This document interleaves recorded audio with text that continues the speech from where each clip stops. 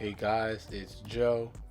Today we're talking about how to name your brand, specifically clothing brands, but this can work for any brand really. First, I want you guys to check out Jake's videos because he does a great job explaining different brand names and types of logos. In this video, I'm just adding my little 2 cents. First thing I want to add is that less is more. Think about some of the biggest logos out there. They're super minimal but still effective. That's because in the beginning your logo is going to be worthless until you bring in the value with your marketing. Nike is a great example. When Nike first bought their logo, it cost them only like $35. But if you look at it now, the logo is worth $26 billion, over $26 billion. So what am I saying is don't overthink it. You'll probably end up upgrading your logo later on anyways. What's important right now is to just get started. But there are some things I want you to think about when creating your logo, and one of them is merchandising.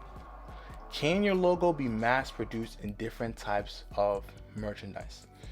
The best logos that I find are 1 to 2 color vector designs that can easily be manufactured at cheaper costs. If you're a clothing brand, you are in the retail business. Your job is to create for less and sell for more, obviously. Especially for those of you who are starting out with little to no money, I think it makes more sense to put value in a more minimal type logo. Here's some good examples here. If you see the Chrome Hearts, very easy logo, easy quote unquote. Supreme is really good at merchandising. They basically put their logo on almost everything. You peep the Nike logo as well. Nike logo, you can embroider it, screen print it, and then if it came to the situation, you can also do like this is 3D printing right here. So if you come up with a simple logo, it's easier for you to mass produce. You have to think long term. At some point, you're going to be doing pop-up shops, collabs, and even billboards. These things cost, and a one color design logo could be the difference between having one billboard versus having like 10.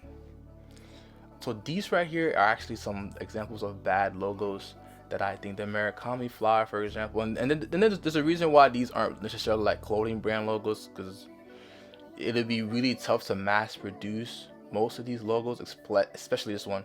But the Murakami one is a really good example, because if I was a manufacturer and you came to me with something like this, I would charge you an extra fee for every single color that you have in your design.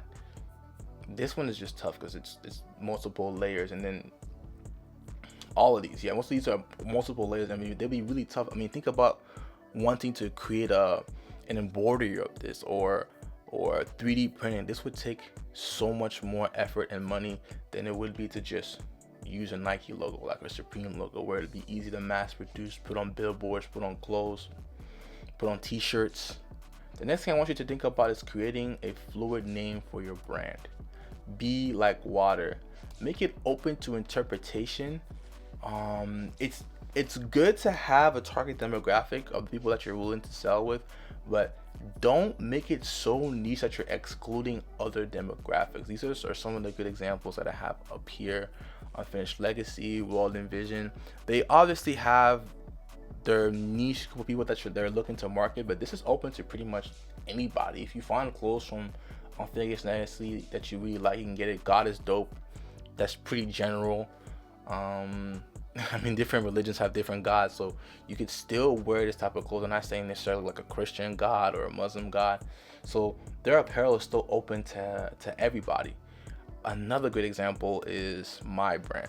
My brand is called Made in Maryland, which when I first created, a lot of people would tell me like, hey, like this might be too exclusive or niche for people in Maryland. So I created a second logo, and this second logo allows me to, again, this is easier to mass produce to begin with, and then two, you could just rock an MIM shirt. You don't have to think about it as like a Maryland brand or anything, but it's another way for you to sell more goods because you know that it's more universal to everybody.